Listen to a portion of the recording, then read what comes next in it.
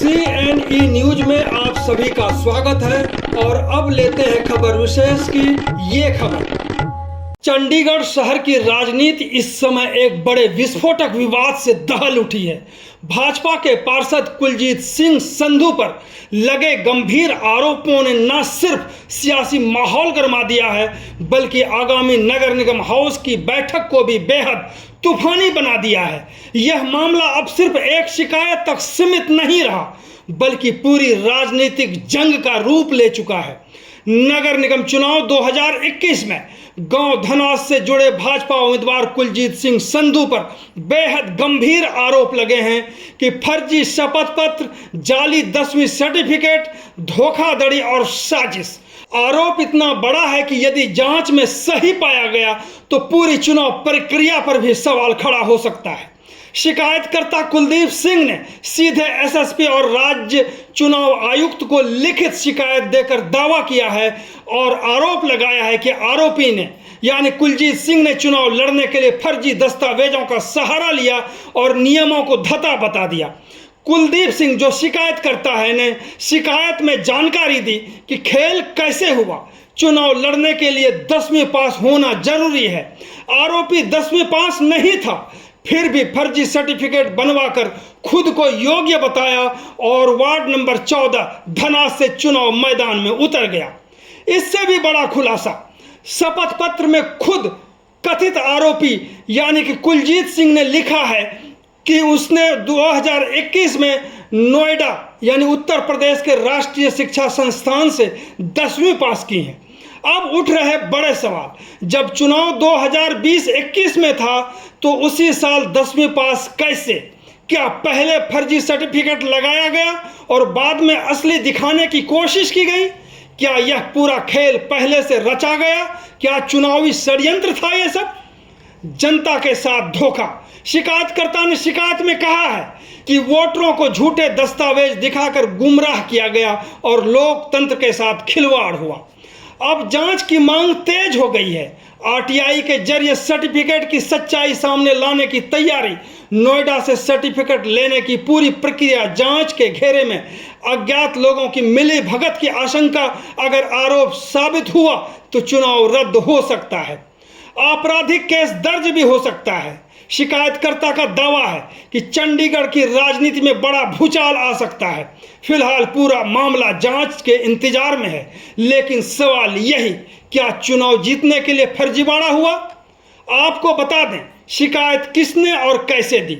यह शिकायत कुलदीप सिंह नाम का एक व्यक्ति जो कांग्रेस से है, उसी वार्ड से वो भी चुनाव लड़े थे, लेकिन कुलजीत सिंह संधू भी वहां से चुनाव लड़कर पार्षद बने। कुलदीप सिंह ने यह शिकायत वरिष्ठ पुलिस अधीक्षक, पुलिस मुख्यालय सेक्टर 9 चंडीगढ़ और राज्य चुनाव आयुक्त चंडीगढ़ को दी है, जिसमें कथित आरोपी के खिलाफ आपराधिक कार्रवाई की मांग की है।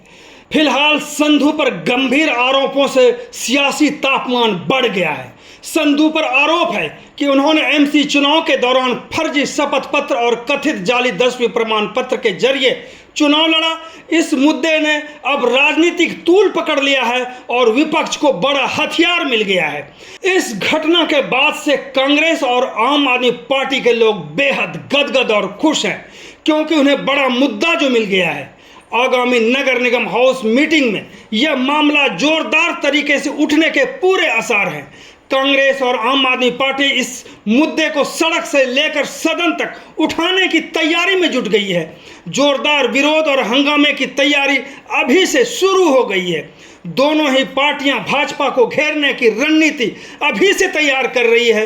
हाउस में मेयर सौरभ जोशी के लिए भी धर्म संकट खड़ा हो सकता है। इस पूरे विवाद के बीच भाजपा के मेयर सौरभ जोशी के लिए स्थिति धर्म संकट जैसी इसलिए बन रही है क्योंकि पिछली एमसी हाउस की बैठक में भी उनके लिए ऐसी ही परिस्थिति बन गई थी जहां भाजपा की किरकिरी हुई। यहां आपको बता दें, भाजपा पार्षद कुलजीत सिंह संधू वही हैं जिन्होंने ऑस्ट्रेलिया में रहते हुए नगर निगम हाउस चंडीगढ़ से ऑनलाइन जुड़कर अपने ही पार्टी के प्रदेश अध्यक्ष यानी भाजपा के प्रदेश अध्यक्ष जतिंदर पाल मल्होत्रा से यह कहते हुए इस्तीफा मांगा था कि उन्होंने विवादित बयान दिए थे। इसके बाद से ही कांग्रेस बीजेपी के ऊपर हावी हो गई और स्थिति यह हो गई कि कांग्रेस पार्षदों का विरोध या जवाब देने के लिए भाजपा के पार्षद हाउस में खड़े तक नहीं हुए और मेयर सौरभ जोशी को भी चुप रहना पड़ा था।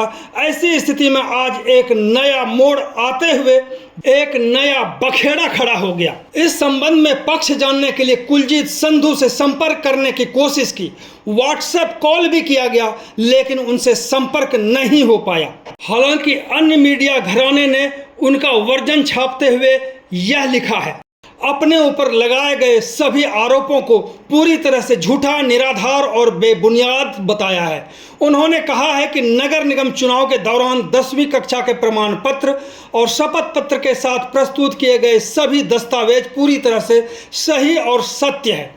संधू के अनुसार उन्हें बेवजह बदनाम करने और उनकी छवि को धूमिल करने की साजिश की जा रही है।